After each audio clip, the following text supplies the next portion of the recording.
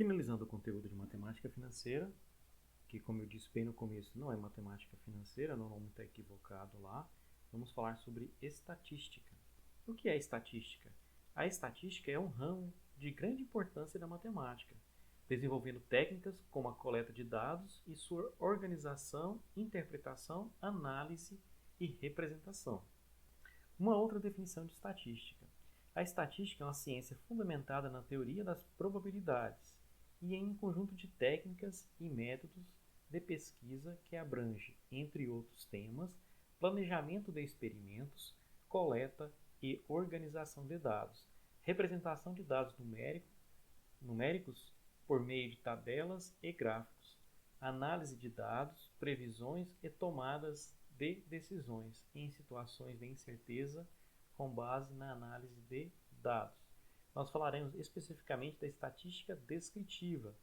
A estatística descritiva, cujo objeto básico é o de sintetizar uma série de valores de mesma natureza, permitindo dessa forma que se tenha uma visão global da variação desses valores. Organiza e descreve os dados de três maneiras. Então, nosso interesse é organizar os dados por meio de tabelas, de gráficos, e as medidas descritivas nós não trataremos, tá? Primeiramente falaremos das tabelas. As tabelas são utilizadas para organizar os dados, as informações coletadas e apresentá-las de um modo que seja simples a sua leitura e visualização. Temos o seguinte: estrutura básica da tabela, o título, que contém as informações para indicar do que se trata essa tabela, e também a fonte, para identificar a origem dos dados apresentados na tabela. Temos aqui do lado direito um exemplo de tabela, certo? Então tem essa tabela, que é a tabela 1, omissão censitária segundo a pesquisa de avaliação de 1970, 80, 91 e 2000 do Brasil. Então essa parte aqui de cima é o título da tabela. Nessa parte de baixo tem a apresentação dos dados, que são os dados do censo, e aqui embaixo tem a fonte de onde esses dados foram extraídos aqui, foram obtidos, tá? É uma pesquisa do censo. Uma outra forma de sintetizar os dados é através de gráficos. Os gráficos fazem o quê? Eles simplificam a exposição dos dados, tornando a leitura e a visualização de uma forma mais simples e mais rápida. Aqui temos o gráfico de barras verticais. Aqui está o título do gráfico, evolução da taxa de desemprego. Aqui embaixo eu tenho aqui os meses e o ano aqui de 2019. E as barrinhas são barrinhas verticais, de todas de mesma largura. Um outro tipo de gráfico de barras é o gráfico de barras horizontais. Aqui temos o título desse gráfico, aqui as regiões, e aqui embaixo temos o percentual, que é a taxa de mortalidade percentual, certo? Aqui é a região sul e aqui é a taxa percentual. Também tem a fonte aqui, né, que é o IBGE. Seguindo os gráficos de barras, temos um gráfico chamado gráfico de barras múltiplas, que possui mais de uma barra indexada ao mesmo valor aqui. Então eu tenho aqui o título do gráfico, que é o tempo médio vivido pelos indivíduos ao completar idades exatas no Brasil, de 1940 até 2017. Aqui eu tenho aqui os dados de 1940 em azul e de 2017 em vermelho aqui.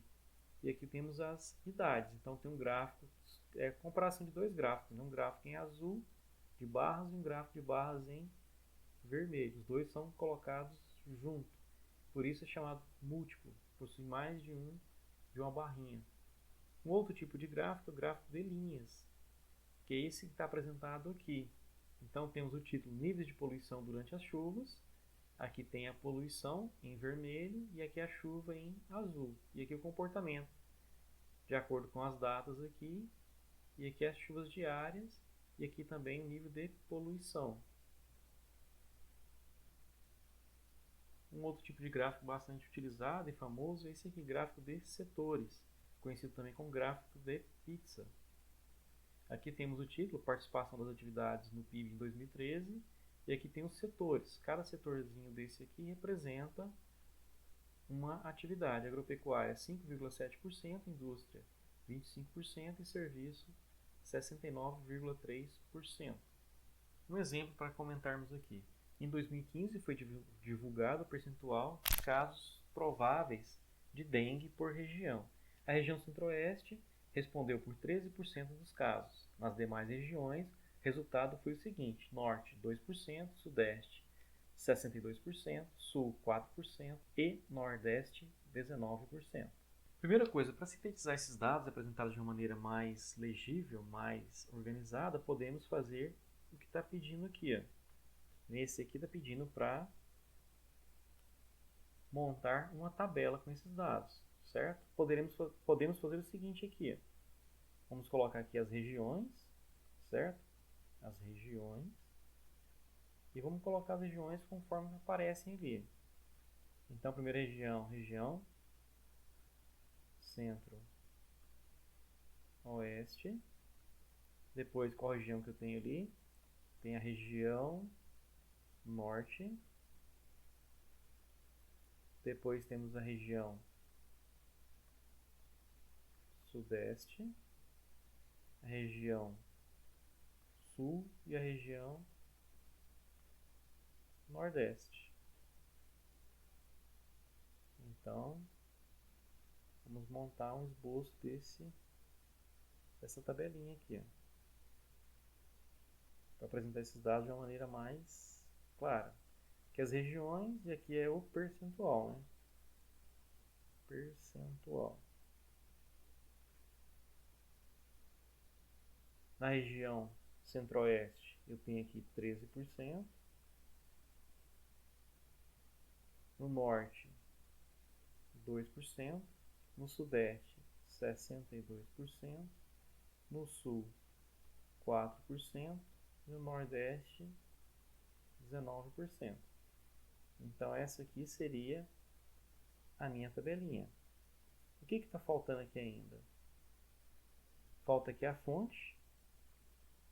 A fonte consultada foi o portal Saúde. Então aqui portal Saúde. Faltou ainda o título, certo? O título pode, por exemplo, ser esse aqui, ó, casos prováveis de dengue por região. Então, esse eu vou escrever aqui em cima. Casos prováveis de dengue por região. Então, esse aqui é o título e essa tabela. Tá vendo que dessa forma traz uma visualização mais rápida e mais organizada dos dados. Uma outra forma de apresentar esses dados aqui é como está pedindo aqui, para montar um gráfico de barras, certo? Então vou ter um eixo aqui e aqui vou ter um outro, vou ter um outro eixo aqui. Vamos colocar da seguinte forma aqui, nesse eixo aqui, vertical, vamos colocar aqui o percentual. E aqui vamos colocar nesse outro eixo horizontal aqui as regiões. Então a primeira região que apareceu ali foi centro-oeste, vamos colocar aqui, né? Centro-oeste. Depois aqui eu tenho a região norte. Depois eu tenho a região sudeste. Depois a região sul. E depois a região nordeste. Aqui eu tenho os percentuais. Os percentuais que aparecem aqui são 13%. O maior aqui foi 62%. Vamos colocar ele primeiro aqui, 62%. Vai estar aqui. Depois eu tenho aqui a maior, 19%. Vamos colocar mais ou menos aqui. Depois eu tenho o centro-oeste, 13%. Tem aqui a sul, 4%. Vou colocar 4% aqui. E 2% que é a última aqui. Então, na centro-oeste eu tenho aqui, centro-oeste, aqui em seguida eu tenho aqui na região centro-oeste é 13%. Então vai ser uma barrinha. que vem até a altura 13% aqui. Na região norte, temos aqui 2%. Então, na região norte, uma barrinha de 2%. Na região sudeste, temos aqui 62%. Então, vai ser uma barrinha dessa forma aqui. Na região sul, temos aqui 4%. Então, vai ser uma barrinha dessa altura aqui. No nordeste, temos aqui 19%. Então, vai ser uma barrinha um pouco mais alta aqui. Então, esse aqui é o gráfico de barras. Na outra parte do conteúdo, né, de acordo com a ementa, é esse aqui, a escala cartográfica. Temos aqui a definição. Escala cartográfica é o que? Ela é uma proporção de redução da área da paisagem real, do ambiente real, para a representação em um mapa, certo? Este valor é necessário porque a reprodução não é feita de maneira aleatória, e sim de forma proporcional. Existe a escala numérica e a escala gráfica. A escala numérica representa a proporção entre a paisagem real e o mapa através de números. Quando tem escala numérica, eu tenho o seguinte aqui. Por exemplo, eu posso ter essa escala aqui, ó, 1, 2 pontos aqui, 100 mil. Quais são os elementos? Eu tenho o número 1, de 1 centímetro, tenho 2 pontos e aqui a medida que é dada em centímetros. No caso aqui tem 100 mil centímetros. 100 mil centímetros equivale a 1 quilômetro.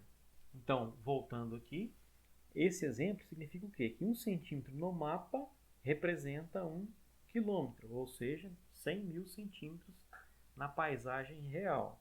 Vejamos o seguinte exemplo. No mapa, uma estrada tem 5 centímetros e a escala indica 1 para 350 mil centímetros, né? Quanto mede a estrada na paisagem real? Então, tem a seguinte situação. Eu tenho aqui os dados que estão no mapa e eu tenho os dados reais aqui. Vou colocar real. Então, no mapa, eu tenho o quê? 5 centímetros. O valor real dessa paisagem, eu não sei qual seria o tamanho dessa estrada, mas eu sei que a escala é 1 centímetro para 350 mil centímetros na vida real. Aqui basta fazer o seguinte aqui, eu faço uma regra de 3 aqui. Então tem aqui 1 vezes x dá x. Eu faço o que aqui agora? Eu faço 5 vezes 350 mil, que vai dar o quê? Vai dar aqui 1.750.000. Isso representa quanto? Convertendo para quilômetro, vai dar o quê? Isso dá 17,5 quilômetros. Então, esses 5 centímetros representa, na vida real, 17,5 quilômetros. Um outro exemplo. No mapa, a distância entre duas cidades é de 6 centímetros. E a escala indicada é essa aqui, ó, 1 por 2 milhões de centímetros. Aí, qual é a distância entre essas cidades na paisagem real? Então, novamente, eu tenho aqui os dados que são os dados que estão no mapa e aqui tem os dados que são os dados reais, né? Então, tem aqui que a distância entre duas cidades é de 6 centímetros. Então, no mapa é 6 centímetros. No mundo real, eu não sei, mas eu tenho escala, que é 1 para 2 milhões. Aplicando aqui novamente a regra de 3, eu vou ter x igual a 6 vezes 2 milhões dá 12 milhões, né? Então, x é igual a... Eu faço o que agora? Para converter esses 2 milhões, são 12 milhões de centímetros. Eu preciso converter eles para quilômetro. Basta dividir por 100 mil. Isso vai dar o quê? Vai dar 120 quilômetros. Então, essa é a distância real entre as duas cidades. Mais um exemplo aqui. Tem aqui uma estrada possuindo linha reta 13 km. Ao ser representada no mapa, a escala é 1 para 500 mil. Qual o tamanho da representação em centímetros? Novamente eu tenho aquela ideia, né? Eu tenho aqui um mapa e tenho o real.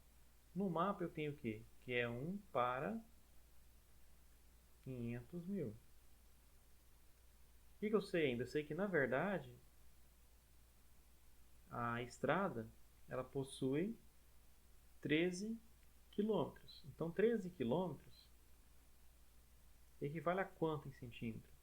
Esse 13 quilômetros equivale a 1.300.000 centímetros. Então, vou ter aqui 1.300.000.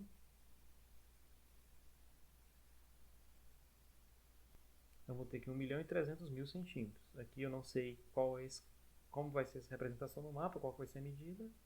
Faço essa regra de 3. Então, vou ter aqui 500.000 x vai ser igual a 1.300.000. Então, x é igual a 1.300.000 dividido por 500 mil. Posso simplificar aqui 3 zeros aqui, 3 aqui, 2 aqui, 2 aqui. Então, de forma equivalente, basta fazer a divisão aqui de 13 por 5. Fazendo essa divisão, eu tenho aqui que vai ser 2,6, o quê? 2,6 centímetros. Então, a estrada que tem 13 quilômetros, no mapa ele vai ser representado como 2,6 centímetros. Uma outra escala bastante utilizada é essa aqui, escala gráfica. A escala gráfica é o quê? Ela é uma representação usada nos mapas para expressar as medidas. Trata-se de uma linha horizontal com retângulos brancos e negros que indicam os valores expressos no mapa, equivalente à paisagem real. Aqui temos o exemplo de uma escala gráfica possível, que é essa escala que está aqui. Essa escala traz a razão que de 1 centímetro no mapa para 5.000 centímetros na paisagem real, como está aqui. Então, o que eu tenho aqui nessa barrinha? E juntamente com essa barrinha, eu tenho essa medida aqui. Se eu medir isso aqui no mapa seria 1 centímetro, e esse 1 centímetro corresponde a 5.000 centímetros na vida real. Certo? Então, dessa forma, encerramos nosso conteúdo de matemática financeira. Faça os exercícios e a atividade avaliativa. Que 2021 seja um ano melhor para todos nós.